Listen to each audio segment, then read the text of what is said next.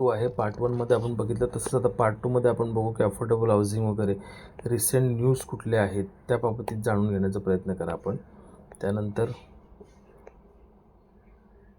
त्यानंतर आपल्याला जाणून घ्यायचं आहे फोकस फॅक्ट्स, कनेक्ट टॉपिक्समध्ये understand TMC current mega projects वगैरे पॉलिटी ॲडमिनिस्ट्रेशन या रिलेटेड टू द जॉब आहेत त्या गोष्टी आपण जाणून घ्या.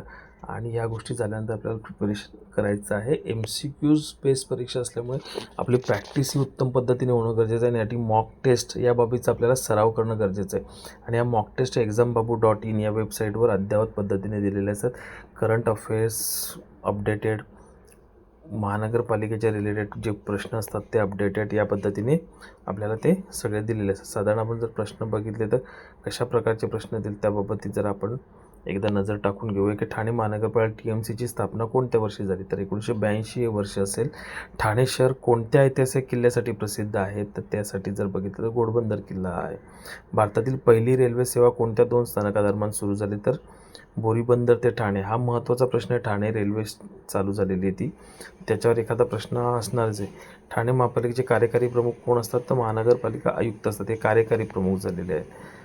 तसेच ठाणे शहर कोणत्या खाडीकडून मुंबई शहरापासून वेगळे झाले, तर ठाणे खाडीपासून झालेलं आहे. ठाणे मेट्रो प्रकल्प लाईन 5 कोणत्या 2 ठिकाणांना चालते, तर कापूरवाडी ते कल्याण शहराला.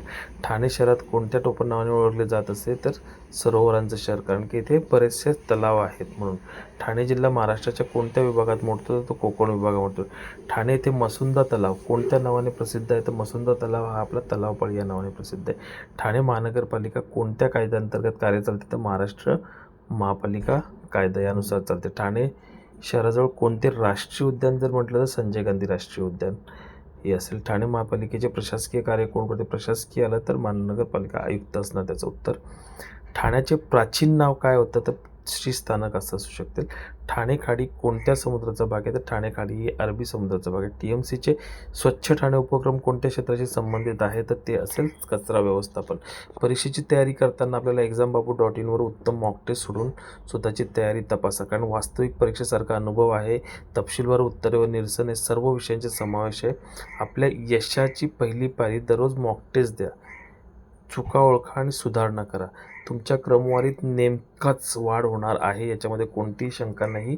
या चॅनलला लाईक, शेअर आणि सबस्क्राईब करा, कारण की पुढे आपण असे इम्पॉर्टंट व्हिडिओज टाकत जाणार आहोत आणि त्याचा फायदा आपल्याला आपले मार्क वाढवण्यासाठी आणि आपली रँक वाढवण्यासाठी होणारच आहे. exambabu.in या वेबसाईटवर जा आणि मॉक टेस्ट ह्यात जरूर सॉल्व करा. मॉक टेस्ट सॉल्व केल्यामुळे आपल्या रिझल्टमध्ये त्याचा चांगला सकारात्मक वरच्या दिशेला परिणाम दिसून येतील.